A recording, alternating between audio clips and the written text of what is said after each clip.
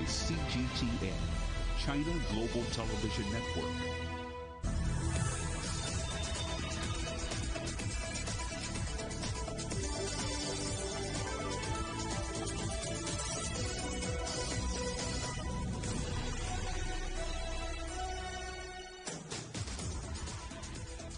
Hello and welcome to Global Business Europe, live from CGTN in London. I'm Jamie Owen. And I'm Paul Barber. Our top stories: China, France and Germany try to agree a way ahead on climate change and carbon neutrality. Our other headlines: China bounces back with 18% growth, an encouraging sign for the world economy post-pandemic. Japan's Prime Minister visits the United States, the first foreign leader to do so since Joe Biden became president. Russia responds to economic sanctions imposed by the United States with the expulsion of diplomats. And all aboard, why there's still a ticket for the slow train in a country with some of the fastest in the world. It's a daunting task, but China is confident. China's President Xi Jinping says his country will honour its emissions commitment and strive to achieve carbon neutrality by 2060. In a virtual summit with the leaders of France and Germany, he also urged more support for developing countries in tackling climate change. Liu Xiaoxin reports from Beijing. The leaders of the three countries had an in-depth exchange of views on climate change cooperation, China-EU relations, anti-epidemic cooperation, and major international and regional issues. Xi announced that China will strive to achieve the peak of carbon dioxide emissions by 2030 and achieve carbon neutrality by 2060. This means that China, as the largest developing country in the world, will achieve the highest reduction in carbon emission intensity in the world and achieve from carbon peak to carbon neutrality in the shortest time in the history of the world. She also addressed that tackling climate change is a common cause of mankind and should not be used as a geopolitical chip, a target to attack the other countries, or an excuse for trade barriers. She said that China hopes that developed economies will set an example in their efforts to reduce emissions. And at the same time, the COVID-19 epidemic is still spreading around the world, and the task of world economic recovery is tough. She said that China is ready to work with the international community, including France and Germany, to support and help developing countries get vaccines in a timely manner.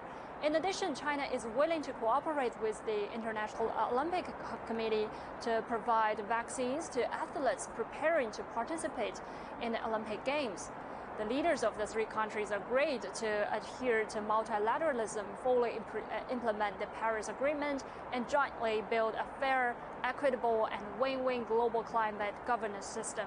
They all agreed to promote healthy, safe, and orderly exchanges of personnel, maintain a smooth and stable industrial chain, and promote an early return to normal trade cooperation. Liu Xiaoxin reporting from Beijing. Well, let's get more on this now and talk to our correspondent Ross Cullen in Paris. What are France and Germany saying about this summit? Well, hi, Jamie. Key talks this morning between the three leaders, a chance to try to find some common ground, perhaps, particularly on the issues of climate change, looking ahead to next week and Earth Day, President Biden's climate summit, with about 40 leaders expected to attend via video link. And the US has been racing ahead with its focus on the importance of battling with the climate emergency. We've seen Joe Biden rejoin the Paris Agreement. We've seen him dispatch his climate envoy, John Kerry, to China for talks this week. So China and the EU trying to show that they can still be global leaders when it comes to climate change, when it comes to the green agenda. President Macron and Chancellor Merkel saying that they welcomed President Xi's commitment to make China carbon neutral by 2060. All three leaders also said that they agreed on increasing efforts to protect biodiversity. A key point for China because it's going to be hosting the next UN summit on biological diversity in the city of Kunming in October, meant to be this spring, Jamie, delayed due to the coronavirus pandemic. And China has a lot of lessons to learn from the past when it comes to biodiversity, problems over destruction of habitat, pollution, overfishing. We've seen the extinction of the giant paddlefish, the extinction of the Baiji river dolphin, animals such as the pangolin critically endangered as well. But China has tried to set up some protective zones to support efforts to protect biodiversity. So interesting to see what President Xi brought, the lessons that he's brought, and how he discussed that issue with President Macron and Chancellor Merkel. But they were really focusing on trying to find that common framework, aligning themselves on climate change ahead of next week's talks. Ross, how will this cooperation on climate play into the wider China-France diplomatic relationship?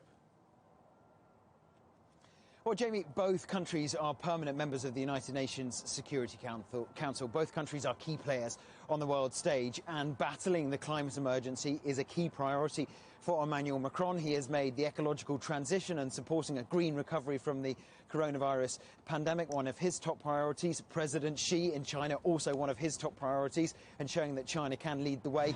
It's one of the world's biggest polluters, but also one of the world's biggest providers of electric cars, building solar panels as well, and leading efforts on renewable energy. So China and France can see eye to eye on issues like that. But unfortunately, there are points of discontent as well.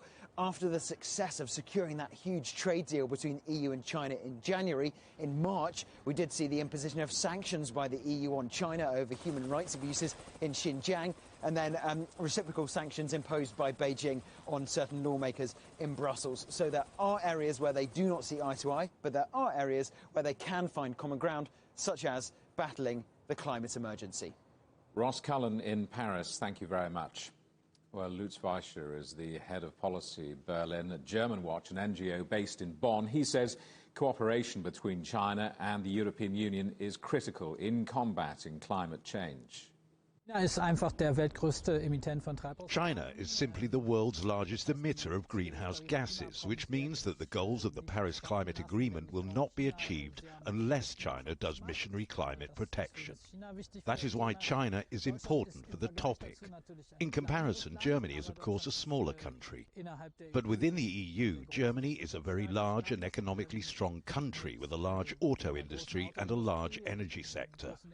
That means a lot has to change here too, so that we can achieve climate targets. That is why cooperation and dialogue between the two countries makes sense. Well, Laurie Milaverta is from the Centre for Research on Energy and Clean Air. I asked him how important this meeting between the three leaders was. The announcement to target carbon neutrality that China made 6 months ago was, of course, a big step forward for China and for the world. In this meeting, it seems that Xi Jinping indicated that China is planning to adjust its short-term emission targets for potentially for 2025, 2030, to align better with this long-term ambition, and that would be a very welcome step. And do you think that is a good sign then for the upcoming climate conversations happening in April and, of course, for the COP26 in November?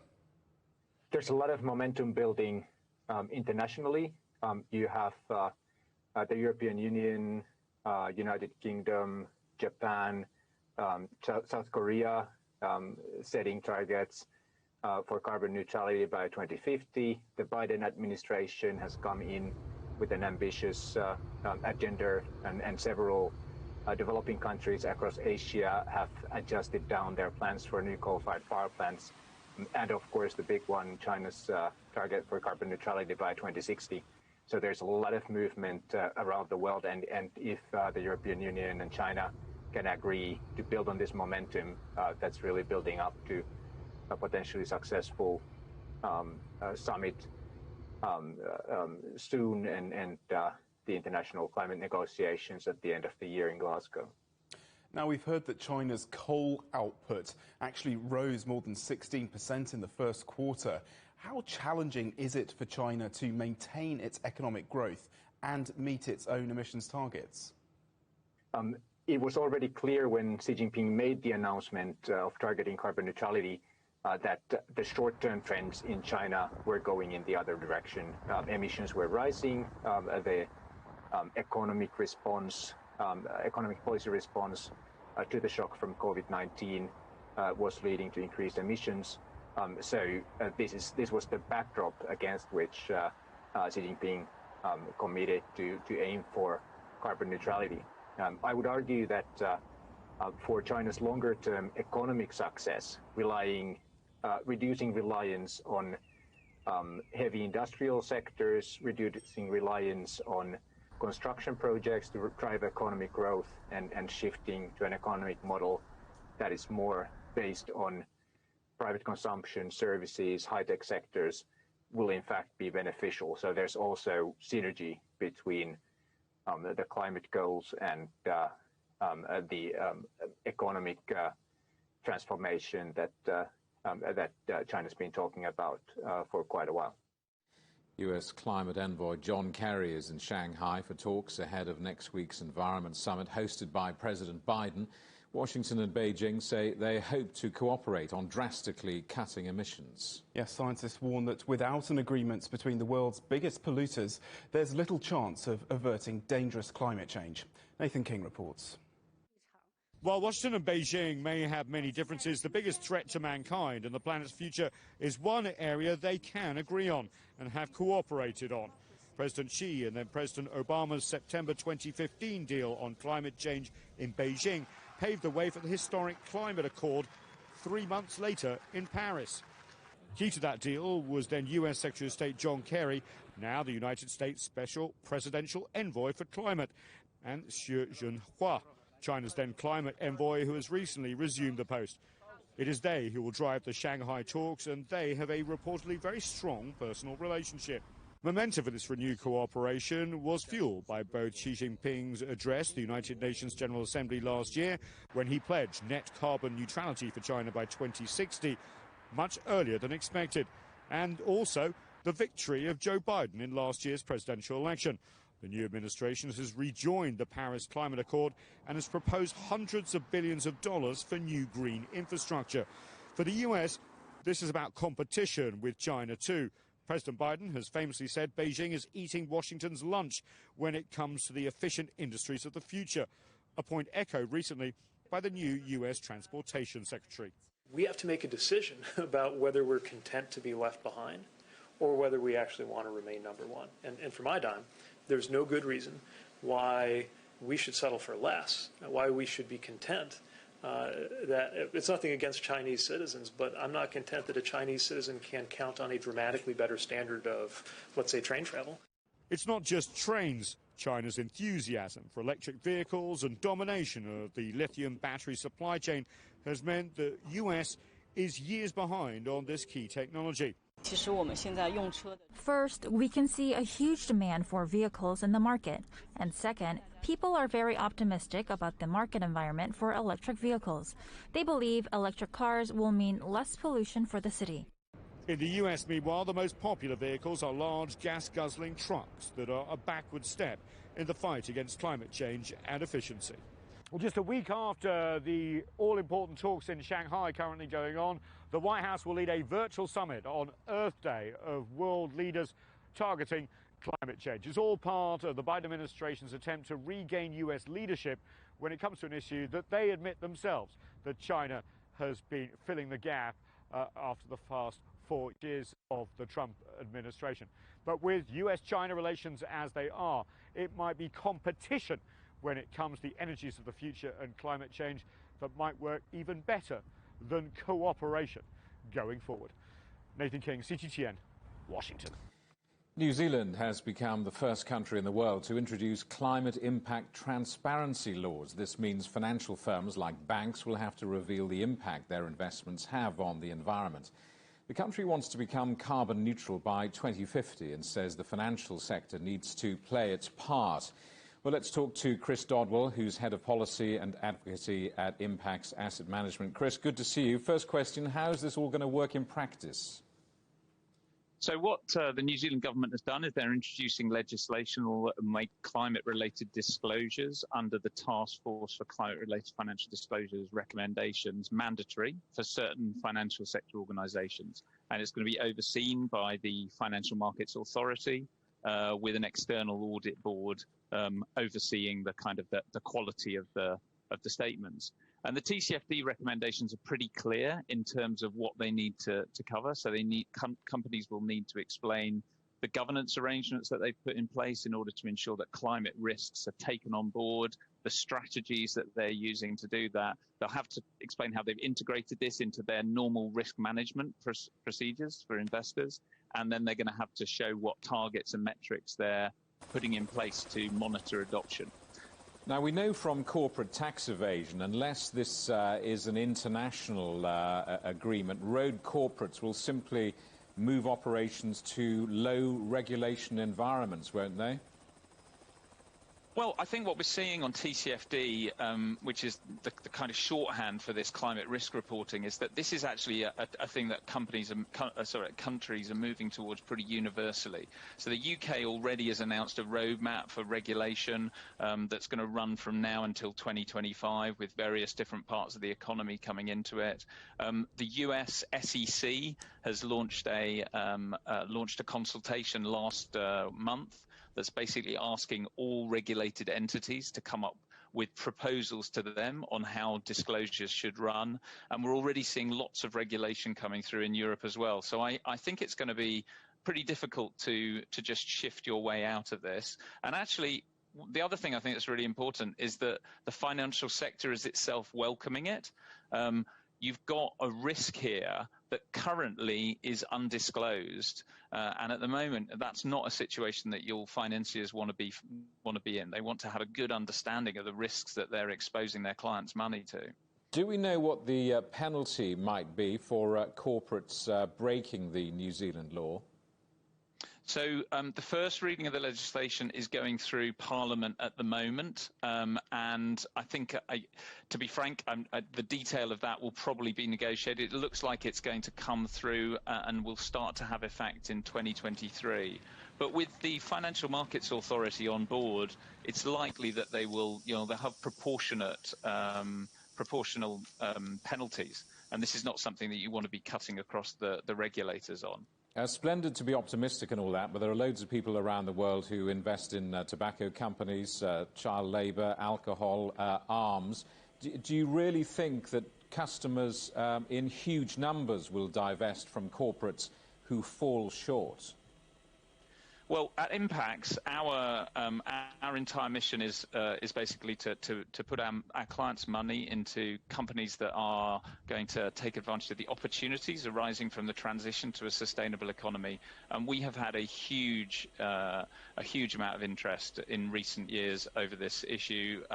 The sector is growing rapidly, and I think with the adoption of national net zero targets now across 2/3 of the global economy, and as your reporters were saying earlier on, there's hope for more ambitious action there. This transition will require a rewiring of the entire economy, and I think that the opportunities for investors are going to be enormous. So I actually think that the cause for optimism is well placed here, and actually there's going to be tremendous opportunities for investors and for corporates. I guess it's a difficult question, really, but I wonder if we can quantify, put a number on the kind of impact that the finance sector has on the climate. Well, it's difficult to put an impact on what the finance sector is doing. I guess the finance sector is a key enabler. So it's going to be the private sector activities that are going to dictate whether we actually meet these net zero requirements. It's going to be what happens in individual sectors. But what the finance sector can do is certainly where they spot risks, and the risks can be of companies that are failing to move in line with regulation. I think we've seen some of those risks emerge in coal already and in the devaluation of coal stocks. So what they can do is they can engage with those companies and say, look, we are no longer going to feel comfortable investing with you unless you have a plan for how you're going to deal with this transition. And that as a plan will need to be something that can take advantage of those opportunities. So I think it's in that influence that the finance sector can have its greatest impact. That and the direction of the flows of the capital into these new technologies, they're going to be part of the solution. Chris Dodwell in London, thank you very much indeed for talking to us. Thanks very much. You're watching CGTN Still Ahead. We're live from Wall Street for reaction to that impressive Chinese economic growth figure.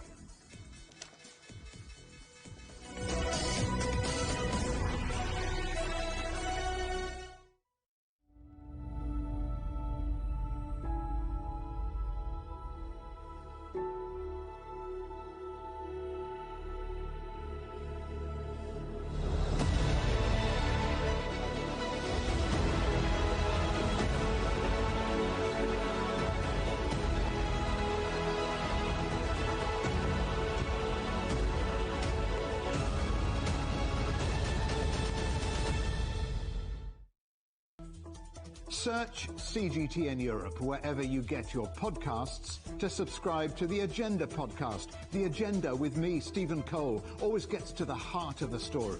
Just subscribe today and listen now. Covering the world from 4 continents. A new horizon. Teams in Beijing, Washington, D.C., Nairobi, and London. Who connect, interact, and inquire to bring you the stories that matter to all. The Link, only on CGTN. Don't forget you can sign up to our daily newsletter. We bring you all the top business headlines straight to your inbox. So sign up for free at this address. CGTN. See the difference.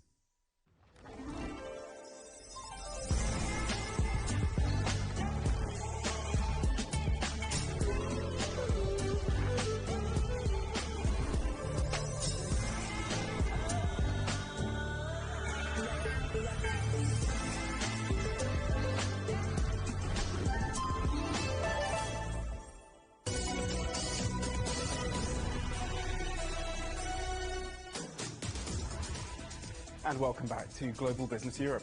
Remember, we're available to watch for free on all the major digital platforms on Smart TV or online on Roku, Apple TV, Amazon Fire and Android TV, on YouTube and Dailymotion, as well as CGTN.com and the CGTN app. China's economy has hit record growth. Gross domestic product expanded 18.3% in the first quarter compared to the same period last year.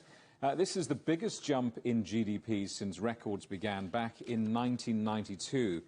Well, this rebound comes after last year's huge economic contraction. The economy shrank 6.8% in the first quarter of 2020, following all those lockdowns. But it is a rather complex story. On a quarter-on-quarter basis, the economy expanded just 0.6%, according to the National Bureau of Statistics, well below expectations. Well, let's talk now to Helena Huang, the chief economist at ICBC Standard Bank. Good to see you. Welcome back. First question, what do you make of these figures? Yes, I mean, all these double-digit growth figure at the first impression, it does, make a few eyebrows raising. But I think we do very much need to take it with a pinch of salt, as that has been heavily, skewed by the low base effect, as you've already mentioned. So I think a much more or better comparison would be to compare this year's Q1 data as opposed to the level seen 2 years ago, pre-pandemic, back in 2019, and then work out the average growth over the past 2 years. And that leads to actually an average growth of 5% over the past 2 years. So I think that actually still points to a relatively healthy and more balanced recovery for Q1 in particular.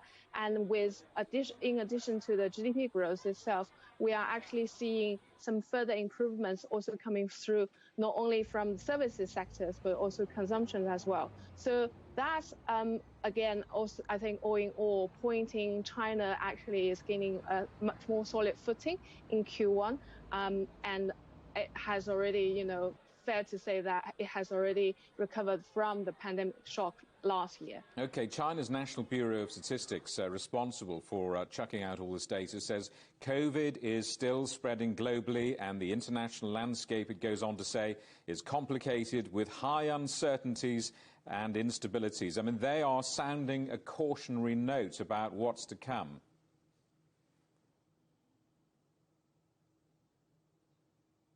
Yes, indeed. I think I lost you for some reason, but I think with these all uncertainties lingering either domestically or internationally at a global level, that still points to, the stability being the key in the making of the policy for China in the rest of 2021. That includes both a stable tone across the monetary policy making, as well as leaving sufficient room for maneuver in terms of the physical front in particular. So we are going to continue to see policy support for these vulnerable groups, including these micro and small scale enterprises onshore and also low income households onshore as well. I think with all in consideration, a single set of Q1 growth itself wouldn't lead to any sufficient U-turn or sudden change in the policy at this stage as yet, as pretty much stability and policy continuity is still very important for Beijing for the rest of this year. Let's just drill down very briefly into one of the set of the figures. I wonder how much do these figures mask what's happening in particular in the manufacturing sector, where investment in manufacturing is still behind pre-pandemic levels? Yes, indeed. It is still, behind the pre-pandemic level. But if we compare it to, on a two-year average base, it still points to a relatively solid improvement, particularly in comparison with the consumption and retail sales figure. And also, I think in comparison on quarter-on-quarter basis, it still also points to a relatively stable performance in both, investment as well as industrial production. So I think it's also fair to say that for industrial production, all these low base effects is going to likely to wane or ease a little earlier than the other sectors. And therefore, there will be some headwinds coming through for the industrial productions in particular. But as I mentioned earlier, the consumption's pickup and also the services sector's rebound, these are also very promising signals for us to watch. Helena Huang, thank you very much indeed for coming on the programme. Good to talk to you. Thank you. So record growth for China and good news from Wall Street too, as the S&P 500 and the Dow reached record highs. This all comes on US retail sales growing by the most in 10 months. And first-time unemployment claims fell to their lowest in a year. Let's talk about all this with our correspondent John Terrett in New York. Happy Friday to you there, John. Is China's GDP making news there? Thank you. Yes, it certainly has been making news here this morning. It is certainly encouraging to see those figures coming out of Beijing. And I think it's worth making the point that I have known it when growth figures have been published and they've not been quite as anticipated. And indeed, there was a slight miss in these numbers that has driven the stock market in New York down. Now, certainly that is not the case today. I haven't actually checked the foreign exchange markets, and I haven't looked at other investment products. But certainly, as far as stocks are concerned, things are still soaring away here. And in part, I think that that's because the Chinese figures very much dovetail with the United States story. I was very interested to hear Helena Huang there talking about the real figure, in her opinion, being more like 5% growth over the last 2 years. And if you look at that, that really is quite similar to what we have going on here. And anyway, the important thing is that the trend that's happening in China is exactly what's happening here as well. In the second quarter, the US economy was down by about 31%. In the fourth quarter of 2020, it was up by just over 4%, and that was the worst performance for the US economy in 74 years. But the turnaround seems to have been very, very impressive. Now, of course, here China is ahead of the United States because the whole thing started in China, and they've recovered quicker than we have. We're still in the thick of it here, really. But we have a 6% unemployment rate now. That is remarkable.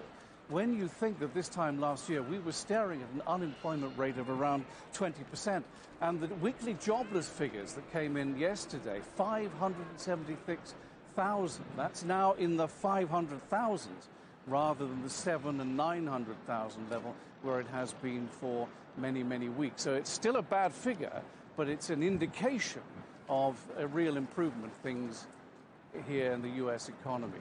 Paul and Jamie? And John, how's Wall Street doing so far today? Well, the Dow and the S&P have been hitting what they call intraday records, which is to say that they're hitting record numbers in the middle of the trading day off the back of closing at record levels yesterday. And that is because the recovery really does seem to be full on now. Very strong corporate earnings for the first quarter. I think 80% of the S&P 500 companies that have reported so far, which admittedly is not very many because it's only the first week, but 80% of them have beat Wall Street expectations by more than 20%, which is remarkable. That retail sales figure you mentioned, which came out earlier this week, almost 10% up in the month of March as people spend what I assume is their stimulus checks, the best figure for 10 months. And then the jobs I've already mentioned, housing starts is good, and crucially, the issue regarding the Johnson & Johnson vaccine earlier this week has all but gone away, because the J&J vaccine was only 5% of what they were doling out here in the United States, and Pfizer and Moderna have stepped up to the plate. Economists continue to predict a full recovery for this economy, despite the J&J snafu. And now let me finish by just telling you what the markets are doing. The Dow is closed above 34,000 last night for the first time. It still is above 34,000.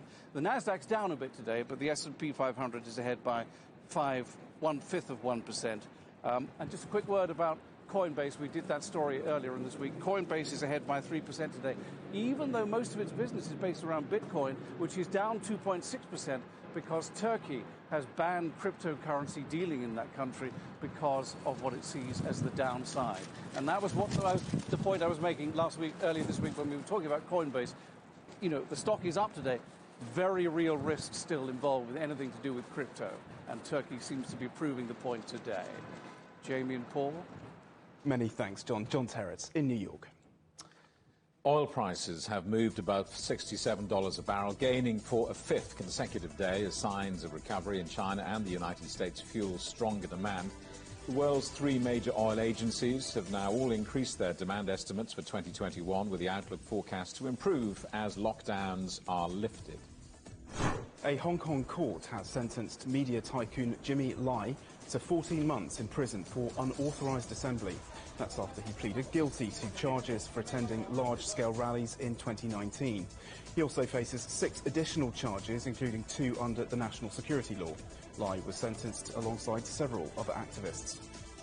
The European Union and the UK say they'll intensify talks about Northern Ireland. London unilaterally extended a grace period on certain border checks in Northern Ireland to help trade after Brexit. Brussels said that move violated the Brexit agreement and says it will continue legal action. The dispute has played some part in recent protests in Belfast.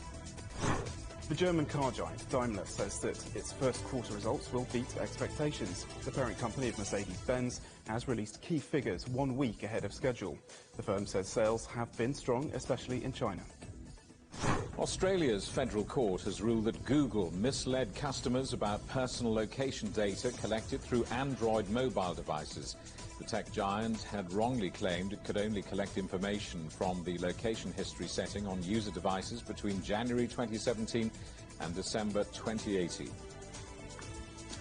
You're watching CGTN. Still ahead, another mass shooting has left 8 people dead and many more injured. We're in the United States. Next.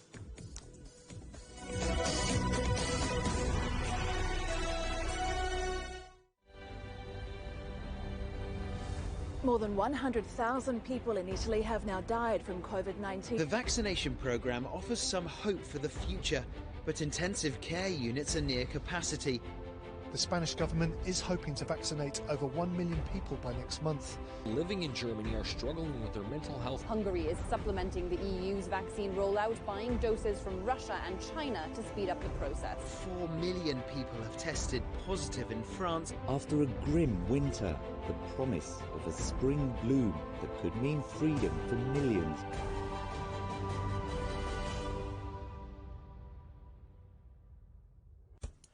On the agenda with me, Stephen Cole, we look up into space.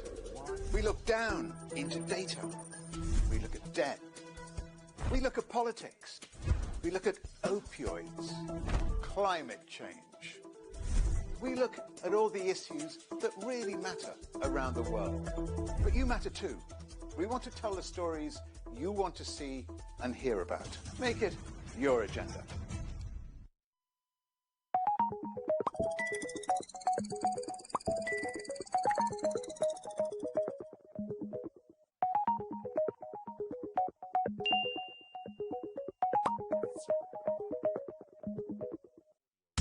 Roger, Ricky, loud clear. We can try out the wild and crazy ideas. Nothing can stop an idea whose time is coming. This idea is coming. I actually feel quite comfortable in isolation. We should all be very basic when we're trying to save the world. Awesome! We hope it will happen. We have to live in hope. The agreement is signed.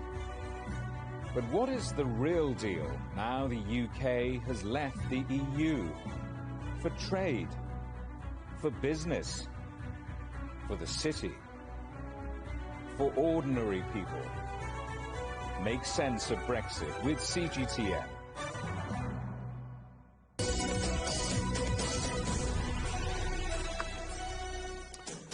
Hello, welcome back to Global Business Europe with Jamie Owen and Paul Barber. The headlines: China, France and Germany tried to agree a way ahead on climate change and carbon neutrality. And China bounces back with 18% growth, an encouraging sign for the world economy post-pandemic. Russia will ask 10 American diplomats to leave the country. It's in response to sweeping US sanctions imposed by President Joe Biden on Thursday. Moscow says it's also considering other measures after Washington accused the Kremlin of election interference and cyber espionage. Julia Chapman is live for us in the Russian capital. What's the latest there, Julia? We've been hearing from Russian Foreign Minister Sergei Lavrov, who announced the expulsion of 10 American diplomats from Russia. That's the same number of Russian diplomats that are being expelled from the United States. But he also went further, saying that the ambassador, the American ambassador to Moscow, should consider going home for consultations. So quite strong words. As it stands at the moment, the Russian ambassador to the US is also here in Moscow for consultations. He's been here for about a month now, and there's no news yet as to when he's planning to go back to the United States. There have also been new sanctions announced against some US officials, as well as an announcement that the Russian government will move to restrict the US embassy from hiring any Russian nationals or nationals of another country, so making it very difficult for them to carry out their diplomatic work here in Russia. And of course it comes as Russian officials have widely condemned the sanctions that were announced yesterday by the Biden administration, accusing them of meddling essentially in Russian affairs. They say sanctions are the meddling, not the Russian action in the US election, which is what they've been accused of. Moscow, of course, denies any attempt to interfere in the diplomatic process in the United States and denies carrying out the solar winds hack that is also behind some of these sanctions. So diplomatic relations between the two countries reaching yet another low, at the worst period at the moment since the end of the Cold War, according to many people here in Moscow. Julia Chapman, many thanks indeed. Well, Finland has offered to host a possible summit between Biden and Putin in the coming months. It played host to the Russian president and Donald Trump in Helsinki in 2018. Biden proposed a meeting between Washington and Moscow during a call with Putin on Tuesday, just days before he announced those sanctions against Russia. China is set to dominate talks between the United States and Japan, which get underway shortly. The Prime Minister, Yoshida Suga, is the first foreign leader to hold a face-to-face meeting with President Joe Biden since he took office. Let's talk to our correspondent Giles Gibson in Washington. Giles, what sort of a statement is the United States making by inviting the Japanese leader first? Well, we're actually expecting the White House, or there are reports that the White House are pushing for the two leaders to put out a joint statement calling for peace and stability in the Taiwan Strait. The Chinese have been conducting military exercises with fighter jets and naval vessels near Taiwan over the last few weeks. However, it looks unclear as to whether the Japanese Prime Minister is going to be prepared to sign a statement like that and release it publicly, just due to the fact that China is Japan's largest trading partner. Meanwhile, Prime Minister Suga we're expecting him to be seeking reassurances from the Biden administration about the two countries' bilateral defense treaty, pushing for that to also include the islands known as the Senkakus in Japan. They're also known as the Diaoyu Islands by China. These are a group of islands that are administered by Tokyo but claimed by Beijing. And what's China's reaction to this meeting? Well, yeah, in the build-up to this meeting here in Washington, China's foreign ministry has basically said that they don't want Japan and the United States to be interfering in what they see as their internal affairs. Take a listen to a spokesperson from the foreign ministry in Beijing. China's positions on issues including Taiwan, Hong Kong, the South China Sea and the Diaoyu Islands are consistent and clear. We're determined to safeguard our sovereignty and national interests. China's concerns and demands should be addressed seriously. They should not interfere in China's internal affairs, gang up on China and harm our interests, or we will respond accordingly. Now, Prime Minister Suga will also have domestic politics in the back of his mind while he is here in Washington. He's facing pretty low approval ratings for his handling of the coronavirus pandemic back in Japan. And, of course, a sit-down with the US president in the Oval Office with all the photo opportunities that provides. That could provide him an opportunity to burnish his foreign policy credentials. Giles, what else can we expect from this one-day summit? Well, when Donald Trump was still US president and when Shinzo Abe was still the Japanese prime minister, North Korea was really at the heart of that relationship. And we could see it really rising to the top of the agenda at any moment because North Korea in the last few weeks has tested what it called a new guided missile, and they could resume their nuclear tests at any moment, really. So that could certainly become a top priority for the US and Japan relationship. And just finally, we could see the Japanese Prime Minister officially inviting President Biden to attend the Tokyo Olympics, which, of course, was supposed to take place last year. They were then delayed due to the coronavirus pandemic, and they are kicking off in July of this year. Giles Gibson in Washington, thank you very much. And staying in the United States, another mass shooting has left 8 people dead and many more injured. The attack in Indianapolis came a week after President Biden outlined his executive orders for gun control. He described American gun violence as an epidemic and an international embarrassment. Guy Henderson reports. This time the rampage came at night. Witnesses say a gunman opened fire with what appeared to be an assault rifle inside a FedEx facility near Indianapolis International Airport. I didn't exactly see the person get shot, but after hearing the shootings, I did see a body on the floor behind a vehicle. Emergency services were on the scene in moments. They couldn't save everyone. Preliminary information at this time is that the alleged shooter has taken his own life here at the scene. After a preliminary search of the grounds, inside and out, we have located 8 people at the scene with injuries consistent to gunshot wounds. Those 8 were pronounced deceased here at the scene. Those who've not heard from their loved ones have been asked to wait for news in this nearby hotel. Investigators are still tracking down witnesses. Some of the injured fled the scene and took themselves to nearby hospitals. It's not yet clear who the suspect was or what their alleged motive may have been. America is getting far too used to such scenes. There have been more than a dozen mass shootings since mid-March, including at this supermarket in the state of Colorado, where 10 people were left dead. With them, once again, those calls from many Democrats to change the country's gun laws that so many Republicans continue to oppose. This was President Joe Biden speaking at the White House barely a week ago. Gun violence in this country is an epidemic. Let me say it again. Gun violence in this country is an epidemic, and it's an international embarrassment. Now yet another outbreak that leaves death and trauma in its wake. It is very heartbreaking. And you know, in the Indianapolis Metropolitan Police Department, the officers responded. They came in, they went in, and they did their job. And a lot of them are trying to face this because this is a sight that no one should ever have to see. Investigators have continued to scour the scene for clues through the night. The immediate threat may be over. Emerging from that, though, surely now another round of furious political debate. Guy Henderson, CGTN. Well, police in Chicago have released body camera video of an officer shooting dead a 13-year-old boy. The footage from 2 weeks ago appears to show Adam Toledo raising his hands just seconds before he was shot. We've chosen not to show you that footage. Police say Toledo was holding a gun, but the family's lawyer denies this.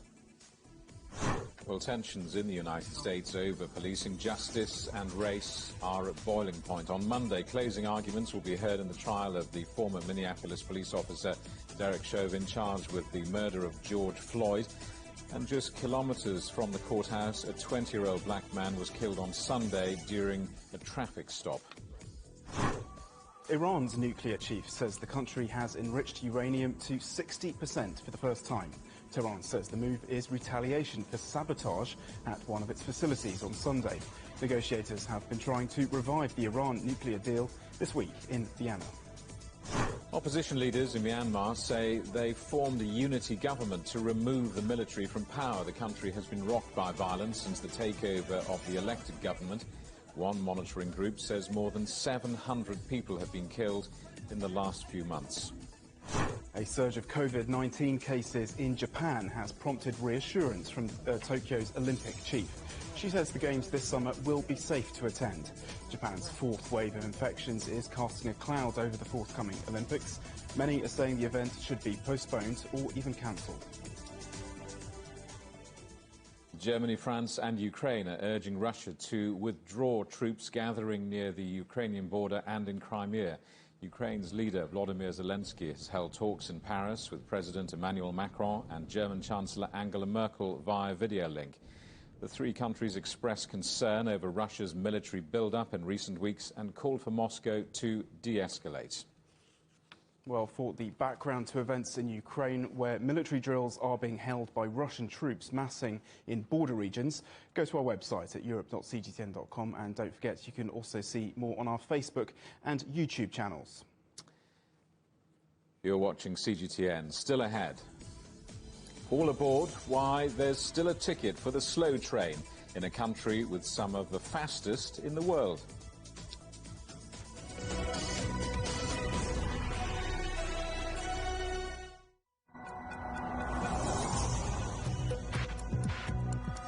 Each day, there are millions of stories. Each one can open new perspectives, new possibilities. Wherever you look, we are there.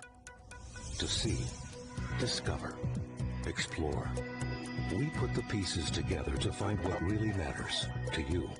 All around the world, all around the clock. Our reporters are at home across the globe.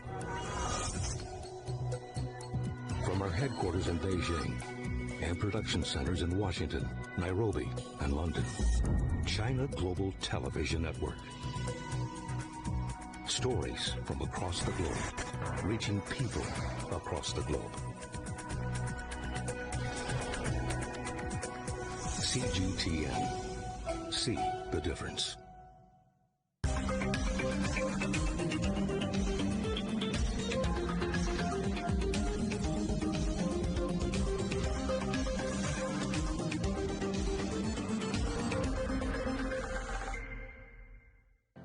Mari, what would you say is a good question? Stephen, I'd say it's one where there's always more than one answer. The Answers Project is a new podcast series from CGTN Europe. With me, Stephen Cole. And me, Mari Beveridge. In each episode, we'll take a complex question. And with the help of some of the world's foremost experts, shine light on some of the answers. So join us for The Answers Project. Available wherever you get your podcasts.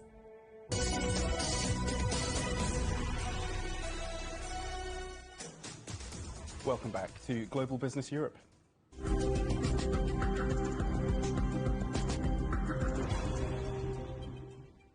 President Emmanuel Macron says France will not forget a face or a name after the country passed 100,000 coronavirus deaths. It's the 8th country in the world to see its death toll reach 6 figures and the 3rd European country after the UK and Italy. Infections and deaths are continuing to rise in France as it battles contagious variants of the virus. German Chancellor Angela Merkel has received her first dose of the AstraZeneca COVID vaccine. She's continuing to push for a national lockdown as the number of intensive care beds reaches its lowest level in the pandemic, with more younger patients being admitted to hospitals. Trent Murray reports. There's been some fiery scenes in German Parliament, with Chancellor Angela Merkel pleading with MPs to pass a new pandemic law to help tackle the third wave of COVID-19. Under the plans, the power to enforce lockdowns would largely be moved away from state leaders over to the Chancellor.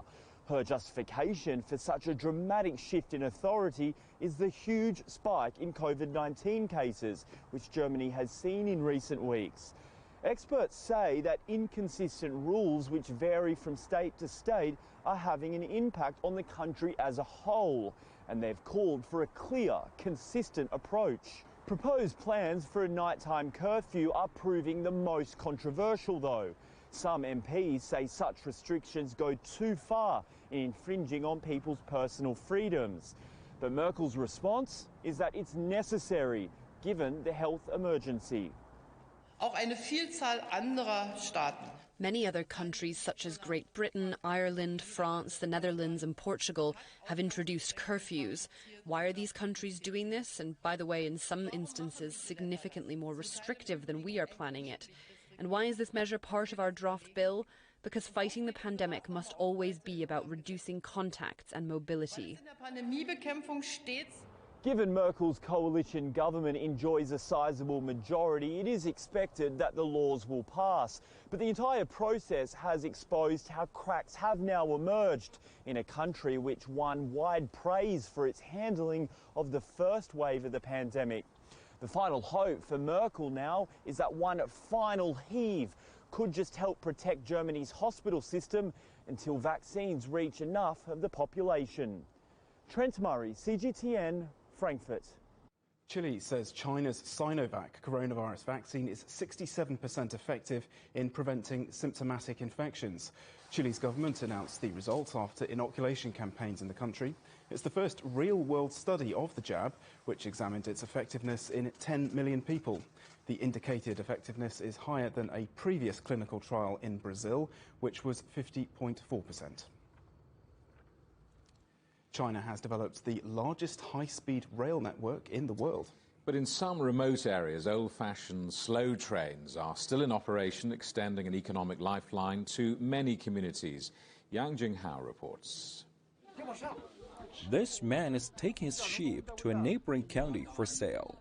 For decades, he's been a frequent passenger on this old-fashioned grain train still running in southwest China's Sichuan province. The train brings us a lot of convenience. We can easily take our produce to the market. Launched in the 1970s, the train links mountainous Liangshan Yi Autonomous Prefecture, one of China's most impoverished regions, with the city of Panzhihua. The whole trip takes about 10 hours with 26 stops. China's railway network has grown tremendously in recent years, with the longest high-speed lines in the world. But this slow train still plays an irreplaceable role for its passengers. It seems outdated, but over the past half a century, the train has served as a lifeline for local villagers, mostly ethnic Yi people. Many take it to rural fairs with their farm produce or livestock. Some take it to visit relatives. For students, it's just like their school bus. And the lowest price has remained at 2 yuan, about 30 cents. I just bought some wild potherbs at 10 yuan per kilo on the train. I'll be able to earn 1 yuan per kilo by reselling them at a market in the city. Without this train, we'd have to walk, as the transportation in our hometown isn't convenient. For a long time, there were no other options. Liu Wei used to be a passenger of this train when he was a child. He's worked on it for 28 years. He says the train has been upgraded constantly to better serve passengers. The carriage designated for livestock is just one example. The villagers get more profit when their livestock is transported to larger markets. For many people, they are just the pigs or sheep, but in our eyes, it means tuition fees for the villagers' children. Over the decades, Liu has also witnessed the changes outside the train. Their houses have all turned from adobe houses into concrete houses or even buildings. And there weren't even roads, but we can see cement roads all around, which are connected to railroads. Liu says though the train is not as fast as bullet trains, he hopes it will continue to operate, running with warmth and hope towards a better future. Yang Jinghao, CGTN, Sichuan Province. This weekend on CGTN, the future of transport. Is the world ready to reject the internal combustion engine? Volvo has pledged to produce only electric cars by 2030. But as the firm tells Stephen Cole, there are concerns about how green these vehicles really are. A fully electric car is not a silver bullet into a climate neutral future. We need to really think through all of the steps of the chain here, from where you source the raw material to the production, the logistics, and in particular when it comes to the battery cells, it's critically important that they are being produced with by producers using fossil-free energy sources. Otherwise, it makes no sense. And then there are other aspects when it comes to battery cells as well. There's an ethics dilemma where some of the key components, say cobalt, for instance, is being typically sourced from areas which are, let's say, problematic from a social structure perspective. So we need to, as an industry, and that's what we're doing at Volvo, investing heavily in tracking systems to make sure that everything that's being used in those cars are sourced in a socially responsible way. So there is no silver bullet there, and I think what we can do as a producer is to be extremely transparent. What is the carbon footprint over the full life cycle? What are the different origin of sourcing, and how we make sure we live up to sourcing everything in a socially responsible way? And you can see more of that on the agenda with Stephen Cole this weekend, right here on CGTN.